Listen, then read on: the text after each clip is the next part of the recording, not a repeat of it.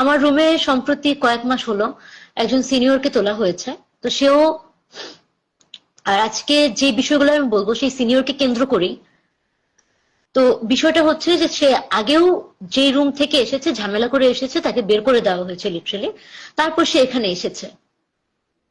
তার সিগারেটের হ্যাবিট আছে, ইটস ওকে। সে ড্রিঙ্ক করে, মদ খায়, গাঁজা খায়, ইটস ওকে। রুমের বাইরে করুক, এটাই তার সাথে কথা হয়েছিল। আমারও যদি সিগারেট খেতে হয়, আমি রুমের বাইরে যেয়ে খেয়ে আসবো। নীতি এটাই। গাঁজা খেতে হলে আমি রুমের বাইরে যেয়ে খেয়ে আসবো। রুমটা তো গাঁজা সিগারেট খাওয়ার জায়গা না। তারপর রুমের ছোট, অন্তত ন্যূনতম কিছু ডেকোরাম থাকে যেগুলো মানা উচিত। অন্যদের অসুবিধা তো হয় না হলে। তো সেই বিষয়গুলো যখন সিনিয়র ল 50 50 ব্যাচ শ্রাবণী, আমি জানি না অনেকে হয়তো চিনে থাকবেন, তো তাকে বলা হতো, সে শুনতো না।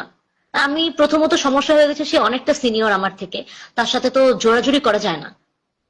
যতটুকু বলা পসিবল ততটুকু বলতাম, শুনতো না। এক পর্যায়ে একটা, মানে কি বলবো, উনি আমার প্রতি ক্ষিপ্ত হয়ে যায়।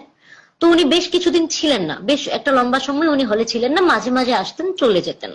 নাইট স্টে উনি করতেন না। তো রিসেন্টলি উনি হচ্ছে রুমে থাকা শুরু করেছিলেন।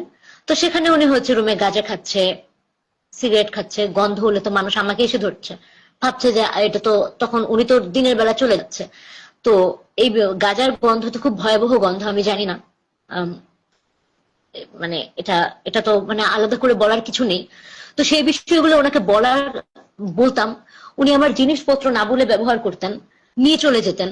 তো আমি যেহেতু দেখতে পাই না, আমার জিনিসপত্রগুলো আমি যেখানে রাখবো সেখানে যদি আমি খুঁজে না পাই, আমার তো সমস্যা হয়। আমি ওনাকে একদিন, দুদিন, 3 দিন বলার পর উনি শুনলো না।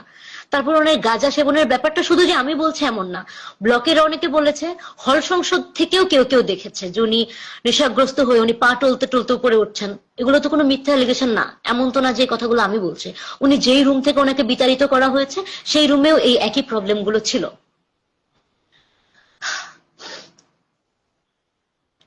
ওনাকে কিছু বলা যাবে না, কিছু বলতে গেলে উনি আমার উপর তেড়ে যায়, তেতে ওঠে। তো যখন আমি ওনাকে বললাম যে আপু, আপনি আমার পোর্শনটা ব্যবহার করবেন না, আপনি আমার জিনিসপত্রগুলো ধরবেন না, কারণ আমি আমার জিনিসপত্রগুলো খুঁজে পাই না, আমার জিনিসপত্রগুলো না নিলে আমি খুশি হব। সে লিটারালি আমার সাথে এমন ভাবে রেগে গেল, আমাকে লিটারালি গালিগালাজ করতেছে, কি বললি, তোমাকে পোর্শন শেখাচ্ছিস, ইংলিশ মারাচ্ছিস। হাই, উনি যেরকম একজন স্টুডেন্ট, আমিও একজন স্টুডেন্ট।